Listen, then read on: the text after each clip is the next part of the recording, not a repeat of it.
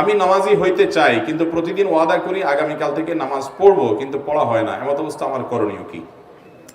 অনেক যুবক ভাইদের এই সমস্যা, প্রতিদিন ভালো হওয়ার নিয়ত করেন কিন্তু ভালো হইতে পারেন না। এটার জন্য সবচেয়ে বড় করণীয় হলো আপনি মন্দ পরিবেশ ছেড়ে ভালো পরিবেশে আসতে হবে। ইয়া আইয়ুহাল্লাযীনা আমানুত্তাকুল্লাহ ওয়া কুনু মা'আস সাদিকিন। আপনি নেককারদের সাথে, সত্যবাদীদের সাথে, আল্লাহওয়ালাদের সাথে, নামাজি লোকদের সাথে যদি থাকেন, ওই পরিবেশে আসলে আপনার দ্বারা সালাত আদায় করা, ভালো কাজ করা কি হবে? সহজ। ভালো হওয়ার জন্য সবচেয়ে বড় মাধ্যম হলো ভালো পরিবেশে চলে যাওয়া, খারাপ পরিবেশ থেকে সরে যাওয়া। ভালো পরিবেশে গেলে তার দ্বারা প্রভাবিত হবেন আপনি খুব দ্রুত, এবং ভালো হওয়াটা সহজ হবে ইনশাআল্লাহ।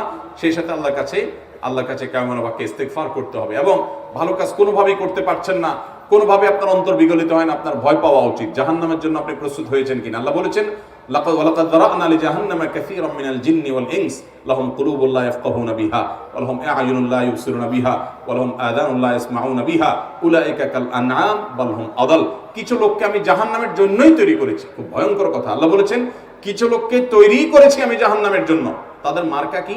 তাদের মার্কা হলো যে তাদের অন্তর আছে, কিন্তু সে অন্তর দিয়ে তারা অনুধাবন করে না, অন্তর দিয়ে কোনো কিছুকে তারা ক্যাচ করে না, তাদের পরিবর্তন হয় না। কথা শুনে এদিক দিয়ে শুনে ওদিক দিয়ে বের হয়ে যায়। তাদের কান আছে সেটা দিয়ে তারা শোনে না, চোখ আছে সেটা তারা দেখে না। এরা চতুষ্পদ জন্তুর মতো, হিতাহিত জ্ঞান নাই। কত ওয়াজ শুনে কিন্তু জীবন পরিবর্তন হয় না। লক্ষণ খারাপ যে পরিবর্তন না হওয়া।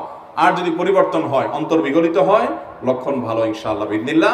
অতএব আমাদের উচিত হবে এরকম পরিস্থিতিতে চোখের পানি ফেলা, যে আল্লাহ, আমি না জানি জাহান্নামের জন্য প্রস্তুত হয়েছি, আমার তো কোনো আমলের জজবা পাচ্ছি না, কোনো প্রেরণা পাচ্ছি না, কোনো কথায় কাজ হচ্ছে না, কোনো ওয়াজই ধরছে না, কোনো পরিবর্তন জীবনে হচ্ছে না। আমাদের আল্লাহর কাছে ইস্তেগফার করা উচিত, চোখের পানি ফেলা উচিত। আল্লাহ তাআলা আমাদের সবাইকে তৌফিক দান করুন।